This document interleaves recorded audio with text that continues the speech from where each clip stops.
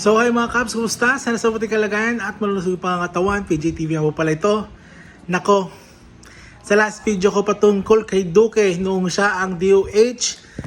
Nakaupo siya doon at ang ating dating Pangulong Duterte, ang presidente ng Pilipinas, inutusan ni Duterte na kumuha ng bondo.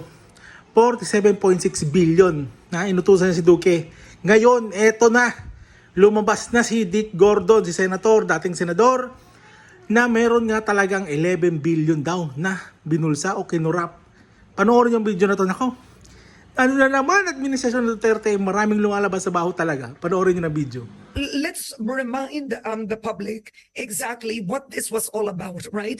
This was during the time of COVID. This was about the supplies needed for COVID. And during then, the president ordered, based on this is a former Health Secretary Francisco Duque's admission, he authorized the transfer of the Department of Health 41 billion pesos to procure COVID supplies to the PSDBM, wherein the head of the PSDBM was a person appointed by former President Duterte. Correct? Okay.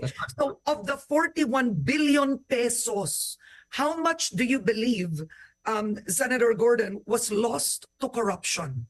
11 billion. So far, that's how far we've gone.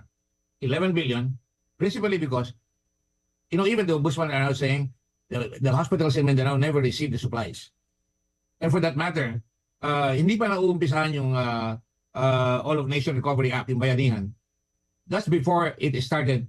Lincoln Ong was already supplying PSDBM with how much? 500,000 worth 27.7 million. But in reality, Department of Health bought the same mask for 16 pesos. Yeah. 16 pesos. Less. My gosh, I mean, how can Duque not see that? I mean, nakabili sila 2 days before, 16 pesos, tapos ito bumibili ng 27 pesos, and it was delivered according to Mago in their warehouse right away. And they only believe that they paid it in April 16. But in reality, they had already started stealing from the government at the time. There were times, Karen, hindi ka ba magtataka, at some point, I think in May or June, they were supplying 2 billion.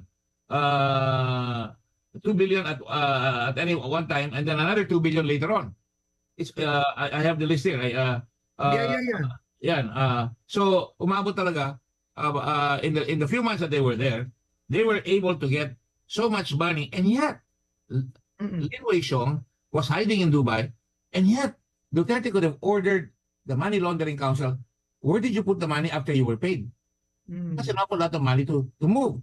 In the first place, even before they bought, they could have asked, saan mo kinuha yung pera pambili mo? 625 million lang yung pera nyo.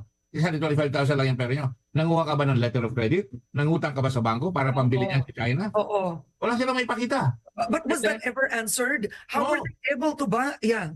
Ang sinabi nila, they were being guaranteed by Michael Yang. And even Duterte joined the chorus by saying, pagador yan. Maraming koneksyon sa China yan. And yet they never showed how the thing was coming. In fact, we have evidence, oral evidence to say na sinabihan yung mga inspektor, huwag nyo lang tignan yan. Palampasin nyo lang ng palampasin. It's all there.